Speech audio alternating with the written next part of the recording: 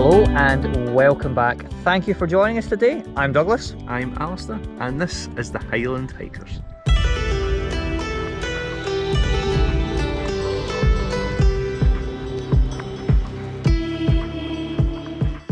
So you're joining us today on quite a nice day, actually, given the time of year. We're into September now, but it's been really hot and sunny over the last week, and we are finally back out for a hike again together.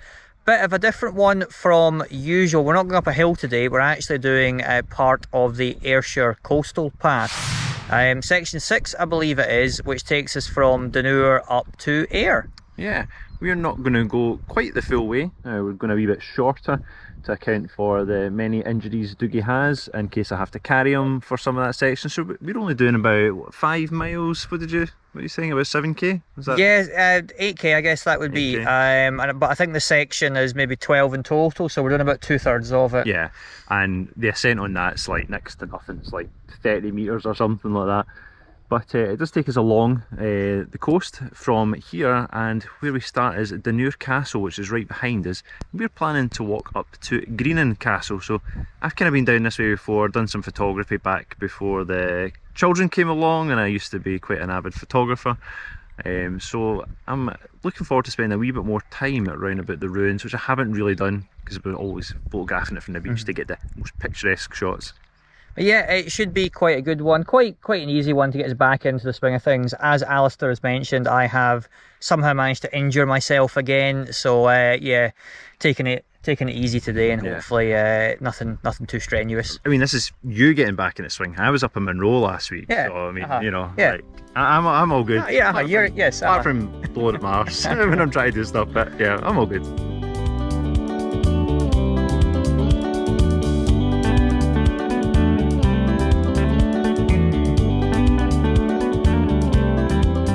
So the structure we see here dates from the 15th and 16th century, although I believe the castle kind of fell out of use in the 18th century or thereabouts, and was basically kind of pillaged for its masonry to build other items in the area.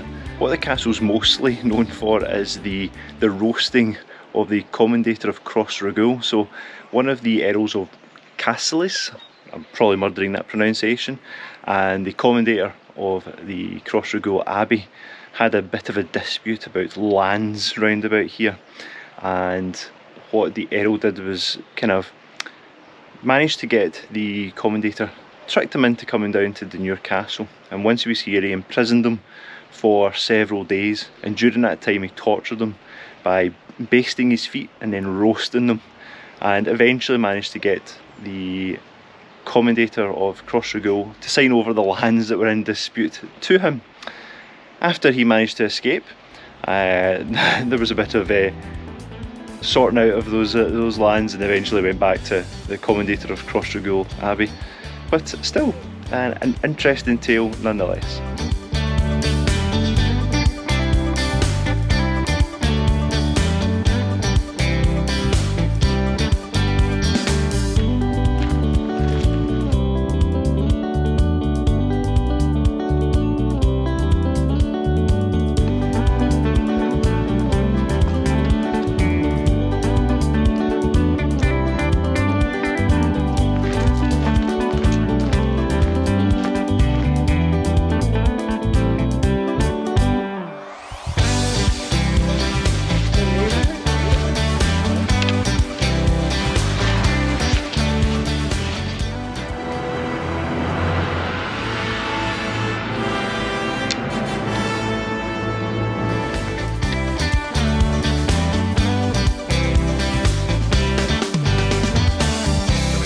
Yeah.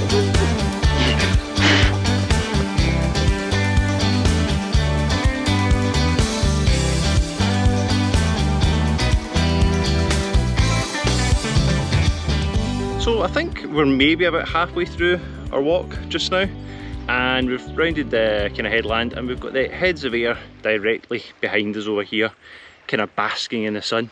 I thought it was quite interesting as well as a field there. It's got some, what is it, hay barrels in it as well? Yeah, some hay bales out there. Yeah, it's at this point where you're meant to head inland, because I think this part can be underwater depending on when the tide comes in and out. But it looks like we should be able to make it around without having to go inland. So we're going to give that a shot and see how we get on.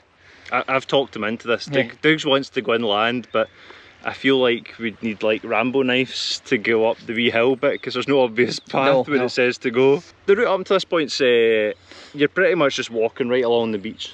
There are points where you have to go inland if it's high tide, and if you are coming down this way, you're wanting to look for these big white circles or white waypoints.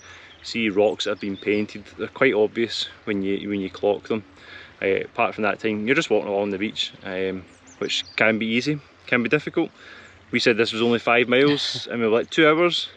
We've still got a good bit to go. Yeah, it's definitely slow going because you're on, you know, kind of loose, it's not sand, but it's like kind of, you know, kind of mini pebbly type beach stuff you get and your feet just sink into it, and then there's rocky bits that are slippy. So it is, yeah, it's slow going, but it's really nice. And yeah, fingers crossed that we can make it round this wee section here. So yeah. Or else you're not going to be too happy with me.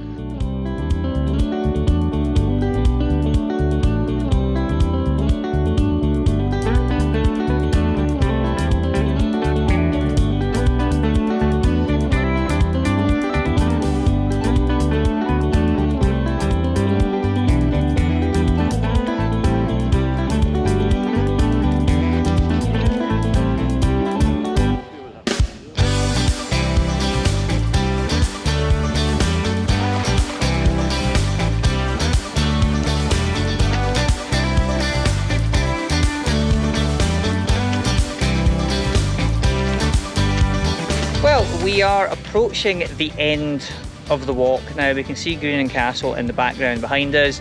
We've also got Craig Tara Holiday Park, which I think you can also see behind us. I hear it's quite a fine holiday destination. Yeah, TripAdvisor reviews can be quite amusing if you want to have a wee look at them. But I know it's been good so far. The wee shortcut worked. We survived, so good call, Alistair. That definitely saved us a wee bit of time, I think, and it was nice heading along the beach. Yes, although if you are heading along that way and it's high tide or anywhere about that, you're not going to be able to go that way at all. The water is going to get right up to the bottom of the cliffs, and you're not going to have anywhere to really kind of walk around, or it would be extremely difficult. So don't head that way during high tide. Do what we've done and go there at low tide, and it makes for a much nicer walk. Absolutely. So I think yeah, we will continue on to the castle and we shall see you there.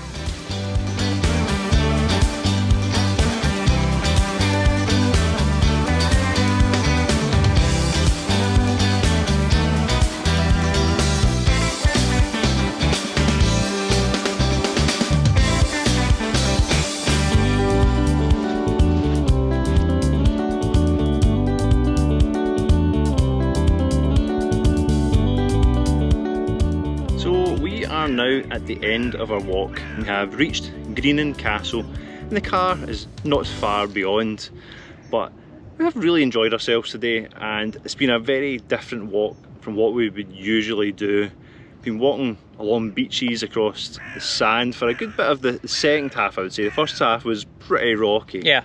The second half has been much more picturesque, and then we finished with this castle behind us, which I particularly love. As I said, I photographed this a lot in my younger years, and I just think it's so spectacular the way it just sits out in this rock right above the cliffs. Yeah, like it looks like it might not last too much longer. You were saying there's a kind of corner of it that is right on the edge, and if anything goes at that point, you're like, that could be a whole wall coming down.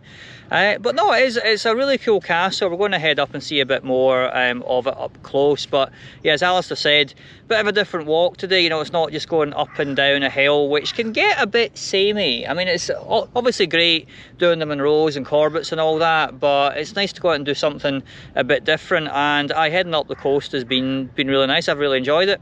Yes, I think, will we do more of this in the future? Potentially, but I think I'd like to get away from the more crowded or more urbany parts of it. Once you kind of get to Craig Tara up here, you've got Ayr beyond us. Ayr obviously has some sort of the Air Festival is on just now. Yeah, I don't know if that's what I can hear. I can hear disco tunes in the distance, and they've been going for quite a while now. So it maybe kind of ruins the overall atmosphere. Maybe not ruins. No, yeah. Yeah, you can hear it for a wee while. So I'd like to go further south, maybe past kind of Turnberry area, and then maybe even right all the way down to like Stranraer down that end. Yeah, definitely. I think that would be good to explore some of the other sections of the Ayrshire Coastal Path. And hopefully you enjoyed the video, and we shall see you on another hike.